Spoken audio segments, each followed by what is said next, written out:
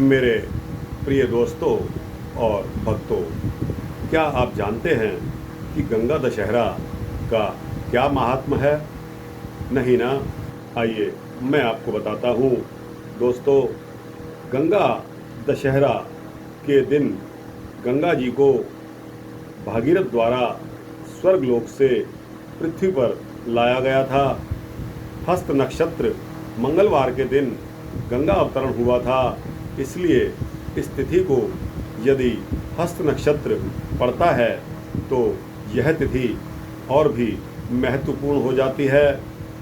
सोमवार या बुधवार के दिन यदि यह तिथि पड़ती है तो भी इसका महत्व कम नहीं होता।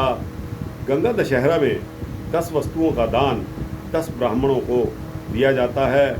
इस दिन गंगा स्नान का अक्षय फल प्राप्त होता है।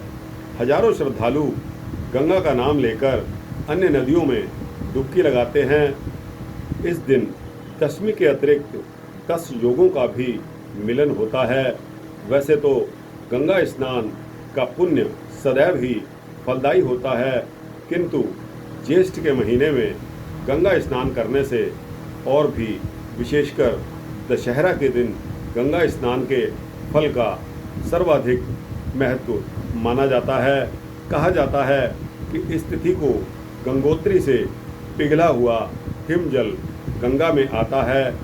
इस तिथि में स्नान करके दान तथा पितरों को तर्पण करने से पापों का विनाश होता है, इसलिए इस पर्व का नाम गंगा दशहरा पड़ा। इस दिन की पूजा और स्नान में 10 वस्तुओं का विधान बताया गया है। इस प्रकार से 10 फूल, 10 धूप, 10 प्रकार के नाना नैवेद्य, 10 तांबूल, 10 सुपारी इत्यादि पूजन सामग्री में रखे जाते हैं। 10 ब्राह्मणों को दान देने के पीछे भी यही भाव है। जो लोग गंगा माता के इस व्रत का निर्वाह और पूजन करते हैं, उनके शारीरिक, वाचिक और मानसिक 10 प्रकार के रोग और विकार नष्ट हो जाते हैं और वह पाप मुक्त हो जाते हैं। कहा जाता है कि गंगा स्नान से इस लोक में सुख और संतोष प्राप्त करके पापी से पापी मनुष्य स्वर्ग के अधिकारी हो जाते हैं। इस दिन खरबूजा आदि का भी दान करने का विधान है। स्नान दान के पश्चात गंगा जी की महिमा कही और सुनी जाती है। वेदों, पुराणों तथा लोक साहित्य में सभी में गंगा जी की महिमा गाई गई है। गंगा जी को त्रिपथगा भी कहा गया है। गंगा की एक धारा आकाश में भी है, जिसे आकाश गंगा कहते हैं, और एक धारा पृथ्वी पर है जो पतित पावनी गंगा के नाम से विख्यात है। गंगा को देवताओं की नदी तथा सुरसरी भी कहा गया है। एक धारा पाताल में चली गई है। गंगा सर्वप्रथम भगवान विष्णु के चरणों के नख से निकली थी, इसलिए इनका नाम हरिपदी या विष्णुपदी भी है। भागीरथ ने अपने पूर्वजों के उद्धार के लिए गंगा को धरती पर लाने की हेतु बहुत तप किया, इसलिए उनका नाम भागीरथी भी है। भागीरथ के पूर्वज ऋषि के शाप से भस्म हो गए थे। उनके उद्धार का एकमात्र उपाय था कि गंगा उनकी अस्थियों को अपने में समेट ले। कहा जाता है कि धरती पर आने पर गंगा का वेग बहुत ही प्रबल था, जिससे पूरी पृथ्वी पर प्रलय आ सकती थी। इसलिए भगवान शिव ने अपनी जटा में गंगा को धारण किया। उनके वेग को शिव के अतिरिक्त और सह भी कौन सकता था। गंगा को अपनी जटा में धारण करने के कारण शिव का नाम गंगाधर पड़ा।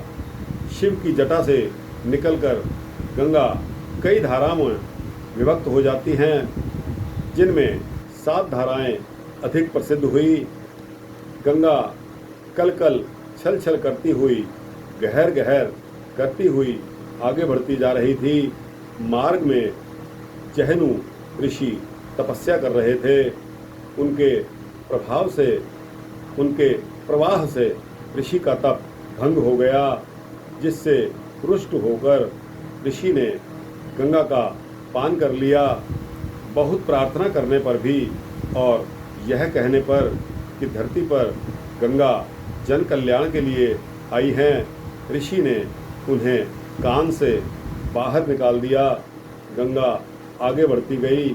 इसी से उनका नाम जाह्नवी भी पड़ गया।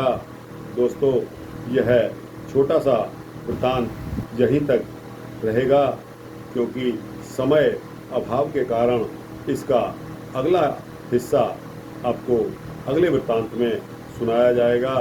दोस्तों, यह वृत्तांत आपको कैसा लगा? समय अनुसार, क्योंकि गंगा दशहरा आ रहा है, इसलिए मैंने सोचा कि आप लोगों को गंगा दशहरा का महत्व और महात्म बता दिया जाए, जिससे आप भी माता गंगा के पास जाकर स्नान, दान, तप, पूजा इत्यादि करें और आपका भी परोपकार हो जाए। दोस्तों, अगर सच जानिए तो अभी तक मुझे भी गंगा दशहरा का पूरा महात्म नहीं मालूम था। बस इतना ही मालूम था कि इस दिन लोग दिल्ली में पतंग उड़ाते हैं और यह पतंग उड़ाने का एक ऐसा त्यौहार है कि सभी बालक, बूढ़े और जवान सिर्फ पतंग ही उड़ाते हैं। इस दिन गर्मी की परवाह किए बगैर सभी अपनी अपनी छतों पर जाकर पतंग उड़ाते हैं और पेच लड़ाते हैं। बस इतना ही मालूम था, इससे अधिक मालूम नहीं था, जो कि पढ़ने और गुड़ने से आया, जो कि मैं आपको बता रहा हूँ। दोस्तों, यह वृत्तांत अच्छा लगा हो तो इसको लाइक और शेयर करके अपने जैसे, मेरे जैसे अनजान भक्तों को, जिज्ञासुओं को अवश्य भेजना। इसी तरह के वृत्तांत पाने के लिए इसको सब्सक्राइब करना आपका परोपकार होगा। दोस्तों, जय श्री राम, जय श्री कृष्ण।